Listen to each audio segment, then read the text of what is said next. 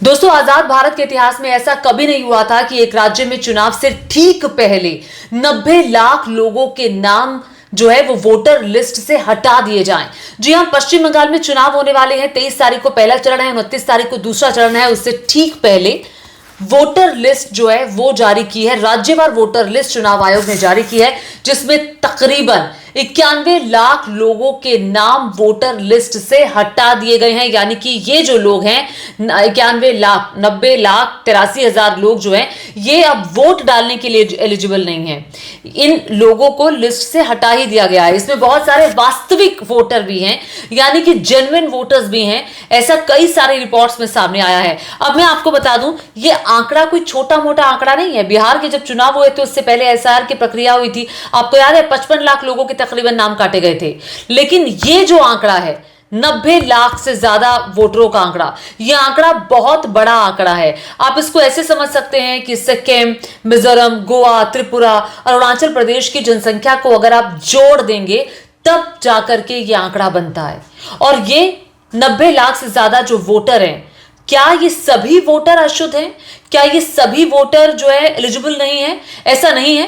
हालांकि चुनाव आयोग की तरफ से ये कहा गया है कि अगर आपको अपना नाम जोड़वाना है तो आप अपील कर सकते हैं। लेकिन क्या ये अपील चुनावों से ठीक पहले हो पाएगी? क्योंकि पहले फेज के वोटिंग से पहले जो पहले फेज की वोटिंग लिस्ट है, बताया यह जा रहा है कि चुनाव आयोग उसको लॉक कर देता है जैसे ही नॉमिनेशन फाइल करने की तारीख आती है। उसके साथ ही उसको लॉक भी कर दिया जाता है। तो क्या जिन लोगों को पहले चरण में वोट डालने हैं और जिनके नाम लिस्ट में नहीं है, तो क्या उन लोगों के नाम जोड़े जाएंगे? इसमें शंका है। यह अभी तक क्लियर नहीं किया है चुनाव आयोग ने। चुनाव आयोग की तरफ से तो यही है कि वोटर लिस्ट लॉक कर दी गई है। तो क्या अब बड़ा सवाल यह खड़ा नहीं होता, इसी के बिना पर तो लोकसभा के चुनाव हुए थे, तो क्या वो लोकसभा के चुनावों के नतीजों के दम पर प्रधानमंत्री नरेंद्र मोदी प्रधानमंत्री बने?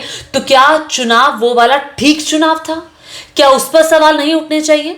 और सबसे बड़ी बात, टीएमसी बड़ा आरोप लगा रही है। टीएमसी कह रही है कि वो इलाके जो टीएमसी के होल्ड वाले इलाके हैं, जहां टीएमसी के वोटर्स जो हैं बहुतायत संख्या में हैं, उन जिलों में वोटर्स के नाम काटे गए हैं, खासतौर से जो सीमावर्ती इलाके हैं।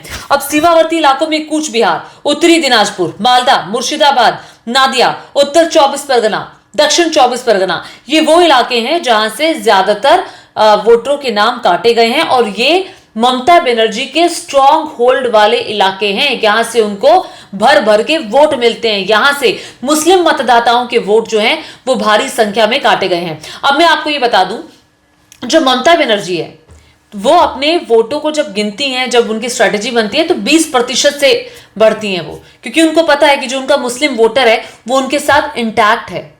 और कहा यह जाता है कि उत्तर प्रदेश से भी ज्यादा जो मुस्लिम वोटर है वो पश्चिम बंगाल में है, और ये वोट बैंक जो है वो टीएमसी के साथ का वोट बैंक है। अब क्या टीएमसी के वोटरों की संख्या इस 91 लाख वाला जो आंकड़ा है उससे कम हो जाएगी? और क्या उससे टीएमसी पर बहुत बुरा प्रभाव पड़ने वाला है? क्या अभी से ही बीजेपी ने चुनाव जीत लिया? तमाम तरह के सवाल है जो इस वक्त किए जा रहे हैं। अब मैं आपको बता दूं, बीजेपी और कांग्रेस, माफ कीजिएगा, टीएमसी के बीच में जो जीत का अंतर था वो 2024 में 42 लाख वोटों का था। जी ध्यान से सुनिएगा, 42 लाख वोटों का अंतर टीएमसी और बीजेपी के बीच जीत का था। अब क्या कटे नामों का असर, जो नाम काटे गए हैं उसका असर आने वाले विधानसभा के चुनाव पर नहीं होगा? किसे फायदा होगा, किसे नुकसान होगा? इसके बारे में शायद आप भी बहुत अच्छे से समझ सकते हैं कि जाहिर तौर पर टीएमसी को एक बड़ा झटका लगने वाला है, इसमें कोई दो राय नहीं है। और अब आगे टीएमसी की स्ट्रैटेजी क्या होगी ये भी देखने वाली बात होगी। अब मैं आपको बहुत खुलकर बताऊं तो पश्चिम बंगाल में 294 विधानसभा की सीटें हैं। पिछली बार 150 सीटों पर टीएमसी की जीत का अंतर 10 से 20 हजार रहा था।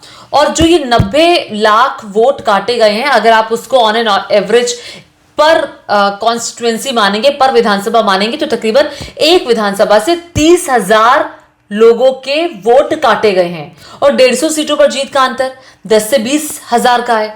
तो आप समझ जाइए कि इस चुनाव से कितना बड़ा प्रभाव पड़ने वाला है और आने वाले वक्त में कितना बड़ा डेंट जो है वो लगने वाला है। और ये डेंट क्या टीएमसी को नहीं लगेगा?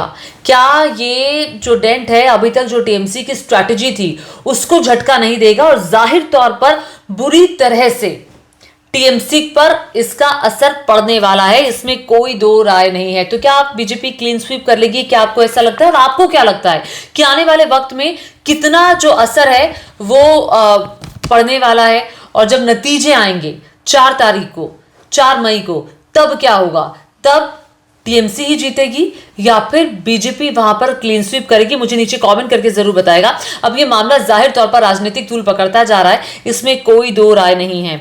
मैं आपको बता दूं कि ये जो वोट काटे गए हैं, किसी इलाके में 500 काटे गए हैं, कहीं 5000 काटे गए हैं, कहीं 40,000 तक भी काटे गए हैं, जो लिस्ट सामने आई है उसके मुताबिक। और वेस्ट बंगाल में जो ज्यादातर लोग हैं, लगभग बताया जा रहा है कि 20 लाख नागरिक तो ऐसे हैं जो मुसलमान हैं जिनके वोट काटे गए हैं। अब जो बीजेपी और टीएमसी के बीच में पिछली बार यानी कि 2021 में वोटर का अंतर था, वोट्स का अंतर था, वो जानते हैं कितना था? 60 लाख।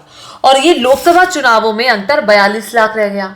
अब 90 लाख वोट काट दिए गए हैं, तो ये अंतर अब 2026 के चुनावों में कितना होगा?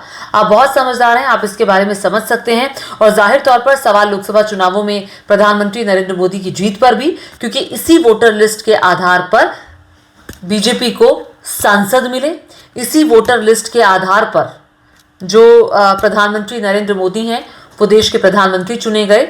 तो क्या फर्जी वोटर्स के दम पर यह जीत बीजेपी ने हासिल की थी? क्योंकि ये वोटर लिस्ट तो पुरानी है और इसी वोटर लिस्ट के आधार पर लोकसभा के चुनाव हुए थे। तो बहुत सारे सवाल है जो मुंह बाय खड़े हैं। आप इसको लेकर क्या सोचते हैं नीचे कमेंट करके जरूर बताएगा। और दोस्तों साथ ही साथ मेरे चैनल को सब्सक्राइब करिए, शेयर करिए, ज्यादा से ज्यादा लोगों तक पहुंचाएं। धन्यवाद, शुक्रिया आपका।